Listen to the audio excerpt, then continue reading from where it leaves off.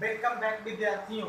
एक बार फिर से मेरे YouTube चैनल पर आपका वेलकम है। देखिए, 9th क्लास का ये वीडियो है और मैं कल ही बोल चुका था कि अब आप लोग का हिंदी का कुछ पाठ होगा। कुछ दिन अब हिंदी पढ़ेंगे हम लोग और हिंदी के बारे में जानेंगे। हिंदी में पाठ 3 तक हम लोग क्लास में अध्ययन कर चुके थे। अब यहां से हम लोग पाठ 4 से अध्ययन करना प्रारंभ करेंगे। देखिए, हिंदी वो भाषा है जो आपको अपने मिट्टी से जोड़ती है, अपने संस्कृति से जोड़ती है और ये कहती है कि हमें हमेशा अपने संस्कृति से, अपने भाषा से लगाव करना चाहिए और हमेशा प्यार करना चाहिए। हिंदी हमें यह सिखाती है। अब ध्यान दीजिए थोड़ा सा, हिंदी में हम लोग यहां पर पढ़ रहे हैं पलक पावड़े।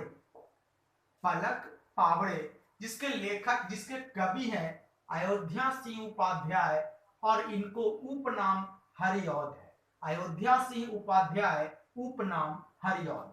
तो जरा समझेंगे पहले। याद रखिए, अयोध्या सिंह उपाध्याय एक प्राकृतिक के प्रेमी कवि रहे हैं। यानी इनकी जो कविताएं होती है वो प्राकृतिक, नेचर के ऊपर डिपेंड होती है, जैसे सूर्य, चंद्रमा, फूल, पेड़, इन्हीं सब चीजों के ऊपर हमारी कविताएं लिखी हुई रहती है। याद रखिएगा। देखिए, इनका जो जन्म हुआ था 1865 ईस्वी में हुआ था और इनका जो निधन हो गया था 1947 ईस्वी में हुआ था। यानी जिस साल भारत आजाद हुआ था उन्हीं साल इनका निधन हो गया था। तो देखिए, एक चीज मैं आपको बोल देता हूं, प्राकृतिक से हमें हमेशा प्यार करना चाहिए, क्योंकि अगर प्राकृतिक है तभी हमारा जीवन है। प्राकृतिक खत्म होगा तो हमारा जीवन भी खत्म हो जाएगा।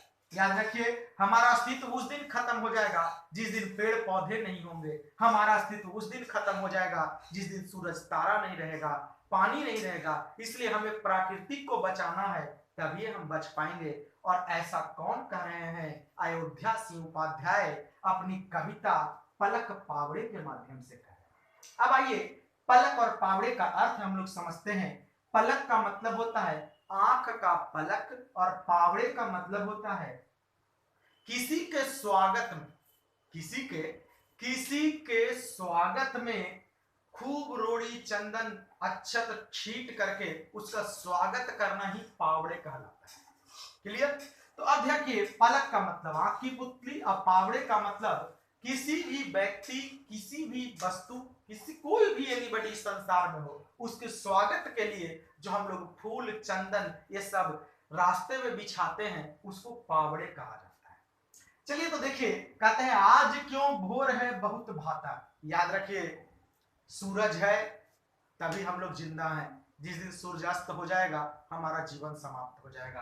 कहते हैं आज क्यों भोर है बहुत भाता। कहते हैं आज भोर बहुत अच्छा लग रहा है, आज सुबह का समय बहुत हम लोग को अच्छा लग रहा है। क्यों खिली आसमान की लाली, और आज जो ये आसमान की लाली है क्यों इतनी ज्यादा अच्छी नजर आ रही है, क्यों खिली खिली सी नजर आ रही है। याद रखिए, जब सूरज का उदय होता है तब आप देखते होंगे कि आसमान में लालिमा छा जाता है, आसमान में लालीपन आ जाता है। वो ऐसा प्रतीत होता है मानो रोड़ी लेकर के, रोड़ी का रंग लाल होता है, रोड़ी लेकर के कोई सूरज का स्वागत कर रहा है। वही कह रहे हैं कि आज क्यों भोर है बहुत भाता, क्यों खिली आसमान की लाली, किस लिए है निकल रहा सूरज, साथ रोली भरी लिए थाली। कहते हैं आज जो सूरज है वो किस लिए निकल रहा है, और जब निकल रहा है तो साथ में क्या लिए हुए है? रोली लिए हुए है। रोड़ी ऐसे लिए हुए है मानो वो रोली को थाली में भरे हुए है। ऐसा कौन कह रहे हैं? अयोध्या सिंह उपाध्याय हरिऔध कह रहे हैं। एक चीज याद रखिए, सूरज निकलता है तभी सवेरा होता है। याद रखिए, सूरज अगर निकलना कम कर देगा, बंद कर देगा, तो समझिए हमारे लिए जीवन लीला समाप्त हो जाएगी। सूरज से ही इस पृथ्वी पर जीवन चलता है और जब सूरज निकलता है चिड़िया चहचहाती हैं तो बड़ा अच्छा लगता है। एक बार फिर से, आज क्यों भोर है बहुत भाता, क्यों खिली आसमान की लाली, किस लिए है निकला सूरज, थाली रोली भर, साथ रोली भरी लिए थाली। कहते आज सूरज क्यों निकला है इतना अच्छा, आज आसमान इतना क्यों खिला खिला सा महसूस हो रहा है। और आज जब सूरज निकल रहा है तो अपने साथ ऐसा ऐसे निकल रहा है मानो रोड़ी की थाली ले करके वो निकल रहा है, क्योंकि जब सूरज निकलता है तो आसमान में लाली होती है, और आसमान के लाली के संदर्भ में ही यहाँ पर क्या क्या कहा गया है, रोली भरी थाली कहा गया।